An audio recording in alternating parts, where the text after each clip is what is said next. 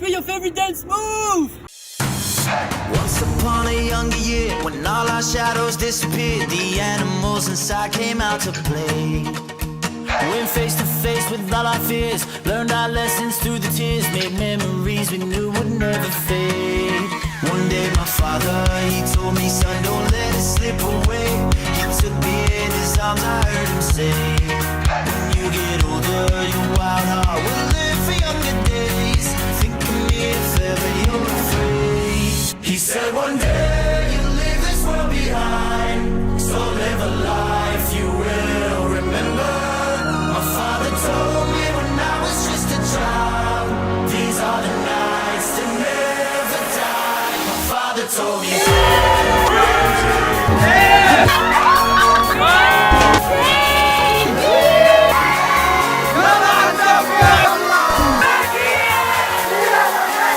Yeah, baby, let's do this. Hell yeah!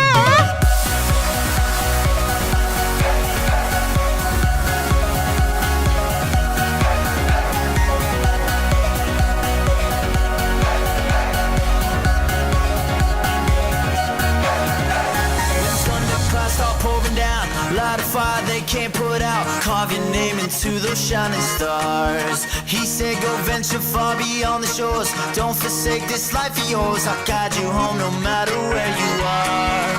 One day my father, he told me, son, don't let it slip away. When I was just a kid I heard him say, when you get older your wild heart will live for younger days.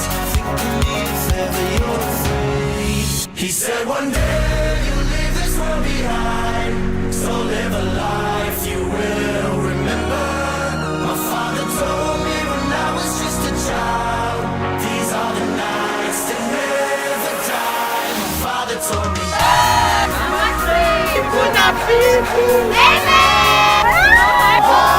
شعبي مغربي وش من اخويا Can you give me your favorite dance move?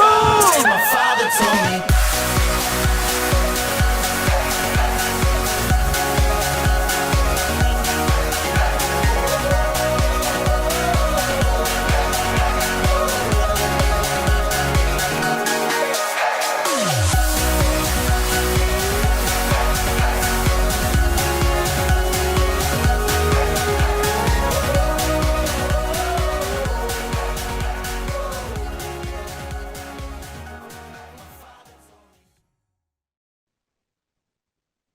Hello and welcome to Threads 2024. Joining us today is Ed People.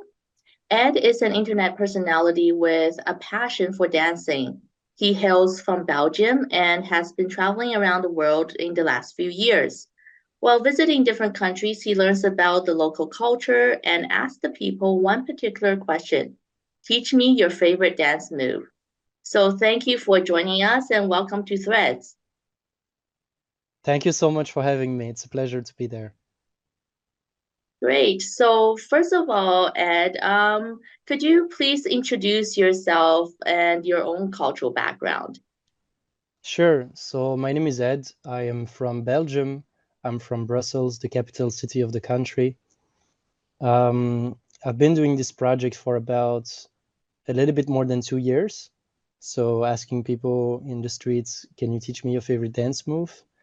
About my own cultural background, growing up in Brussels was such a chance because it's such a diverse city. As per me, I'm like full Belgian person, like with both parents, both Belgians. But I've always been like, surrounded by people with different origins and cultures. And so way before starting this project, I realized that I was already asking this question. If I had a friend who was dancing a typical dance, I would ask them, please teach me how to dance that. So it's just been like, now that I make it like kind of official, but it's always been there. Okay, so I want to get to know a little bit more about your background in dancing. Can you talk about how long you have been dancing, what made you interested, and are you a professional dancer? So I'm far from being a professional dancer. I've never been a professional dancer. I I never intended to become one. I started dancing when I was barely walking, I think. That's the only thing I can remember in my life that I always kind of knew how to do, that I always loved doing. I think it was my first love and passion and interest. So it's always been a hobby. Um, I think I started at primary school with hip hop because growing up in the 90s, that was the thing. Later on, as an adult, I discovered salsa, which really I would say to this day is my number one love. Like this is really my dance, that the one that represents me the best and the one that maybe shaped me the most. So I would say, yeah, hip hop and salsa were the two things, but I always, even as a teenager, when I discovered YouTube, I was already watching some Indian dance tutorial. And even if I didn't have Indian friends, I just wanted to learn because I love the music. And now it all makes sense and comes together. But when I was a teenager, it didn't make any sense at all. Now that I started the project, like there are so many more dances that I'm aware of that I didn't know about 2 years ago, that I didn't even know that all countries had dances. I always thought, yeah, South America, Africa, these are continents where people dance. But I didn't know that there are so many more countries, and basically people dance in every continent and in every countries. So you touch on this a little bit. I'm wondering if you could go into a bit more detail about this. What inspires you to learn about dances of different countries and cultures? Because some people would learn about the culture and that's it, but you actually took the effort to learn about these dances, which sometimes can be a little bit hard. I think there is something inherently beautiful with someone dancing and expressing themselves through movement, and it just fascinates me to wonder why this dance, why does it exist, why in this region of the world they choose to dance almost only with the shoulders. For example, you go to Ethiopia and they have this dance that is entirely based on the shoulders that is called eskista. And it's so fascinating. Why in this region of East Africa they chose to dance with the shoulder? There must be a reason behind it. And then you go to um, Democratic Republic of Congo, and they dance only, like some places they only dance with the waistline, only with the hips. And you're like, why do they dance? What they are so confident and at ease with this region of the body?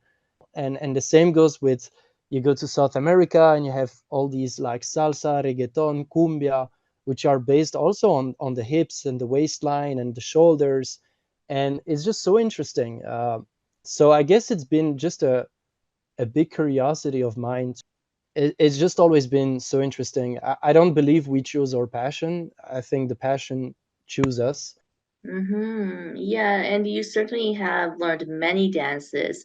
So, out of all the dances you've learned, which country's dance or which culture's dance did you enjoy learning the most, and which was the most challenging for you?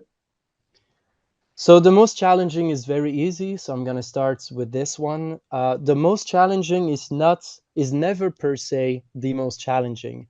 It's the one that I know the least about.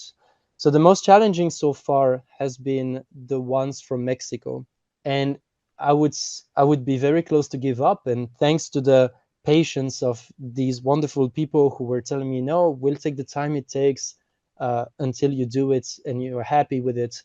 It's mostly about understanding the vibe and how to deliver the message with the body, and to understand the footwork, the history behind the dances, what's the intention behind it. That took me a long time, like at least 2 weeks to be really comfortable in this style. And um, all right, and about the favorite dances, the thing is, it changes every week. It's the most frustrating answer I give to everyone because a lot of people want to know what's my favorite dance move, but it changes every week. I'm in a very lucky position in my life where I get to learn new dances every week. And so when I started the project, I probably would have told you Cuban salsa, which was the dance I was dancing for the past few years. But now I learned dances like they have in the Middle East these group dances that are called, like, for example, dabke, where you all hold hands and you stomp your feet on the ground. And it's a very community dance, and I love it. And then there are so many underrated dances that I didn't know about. For example, I didn't know that in Turkey, the dance culture was so big. And then, of course, a huge chunk of my heart belongs to India. I spent 2 months this year in this wonderful country, and the diversity in the dances is just insane. Yeah, sounds like you had quite a few exciting journeys. So, as you learn these dances, what do you think is the most important lesson that you learned from these experiences? I think that when I started the project, I called it People because I wanted the focus to be on the people. So it's a dance project. Let's be honest. It's a dance project, and people know it for that. But I also have a lot of people who follow the project who don't dance, who never danced, and who don't even want to learn how to dance. And I meet them on the streets, and or when I do meetups, or when I do Q&As or live on Instagram or TikTok, and I ask them, then why do you follow the project? And they tell me, because I don't mind about the dancing. It's more seeing the human connection. And I think, I don't know if it's a lesson or something, but I always saw dance as a door to that. It's my key to open the door to an encounter, a, a relationship, a possibility to meet people. And there is something that happens when you dance with someone or when you play with someone that you can't really reach just by talking. So the aim of this project was, let's get out of the house and let's meet people in real life. And the thing that was comfort zone for me was dancing. So that's what I did. Um, so I think, yeah, that more people than what we know are completely ready and fully okay to engage with a stranger and to share a dance and to get to know you. I don't know if it's really a lesson, but that's been my life these past 2 years, and that gave me a lot of faith in humanity, which I already had, but it just strengthened it day by day. Hmm. And what's the most surprising thing you learned either about yourself or about other people from this experience? I think that most people, there are of course exceptions, but most people, no matter where they're from, are at least a little bit proud of where they're from. And they're happy to share things about their country or their city or their village with you. Even if there are so many challenges in the country or the region where the person is from, I found that most people are extremely happy about certain things and proud of the heritage, the culture. If you don't have that first-hand experience, it's very easy to stop at what you read about the country. Um, so to meet someone from actually from the country you've read about, telling you that there might be some challenges and big challenges in the country, but regardless of that, they're so happy to be from there and they're so proud of the culture they carry with them. It's just been so nice to see, and it made me want even more to try to seek in every culture and in every country the beautiful dances. And kind of like as cliche as it sounds, but if you really search enough for it, you'll find it. It's not that hard. Mhm. Yeah, and is that what you're hoping that the people who watches your video will learn? I don't especially try as much to spread a message or to say anything. I just want to show people being happy together and dancing together. And as I said, the dance is a medium to convey that, but I could use so many other mediums to do that. I have friends who do that with sports. They connect like with strangers on the street just by doing basketball with them, and there are so many ways. For me, it's the dance, but I hope the people who watch, they just feel that, wow, it seems easy to be just happy with a stranger and to share a moment like that. I think that's like kind of the underlying message, and that's kind of the messages I get on my inboxes. People telling me like, it made me want to talk to more people, like expand a little bit, like the people I talk to. So that's very nice. But these are like things that came later. At first, I just wanted to dance with the world. That was the first thing. Yeah. Mm-hmm. So aside from dancing, what else have you learned about these various cultures that you've encountered? Well, every time I go in a country, I think the best way of traveling is always to spend time with the locals. And this is basically the only thing I do when I travel, which is absolutely amazing because I used to travel more by myself, and you kind of miss out on a lot of things because you don't go to the local places, you go more to the touristical place. Spending entire days with local people, it just like it's just so interesting to compare our lives. That's usually what we do. I think what's been really interesting is to see the connections between cultures, especially between neighboring countries, um, because this is not something I used to do in the past. I would go to one country and then I would go back to Belgium, like basically most people do. Like they go on holidays for 2 weeks in one country and then they go back. But I'm fortunate enough to be able to spend large chunks of time in a specific region of the world. And so I have the chance to visit the neighboring countries and to realize that sometimes it used to be the same country and now it's two countries. And so you see the influence and you see how culturally they are similar, but sometimes they have differences. Um, and always comparing it a little bit with where I'm from and my background and the other places where I've been to, and sometimes to realize that you have dances in India that are kind of similar to dances in Mexico, and you're like, how's that even possible? Like these places are so far away from each other. But I think it's been a mix of all these different things. Yeah. Mhm. Well, thank you so much, Ed, for sharing your stories and sharing your dances with us. And thank you for bringing all these culture to us, to the people who couldn't travel abroad.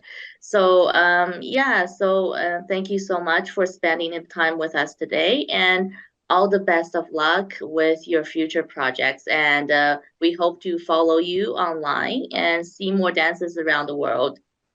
Thank you, Doris, for your time, and thanks to the whole team for putting this together.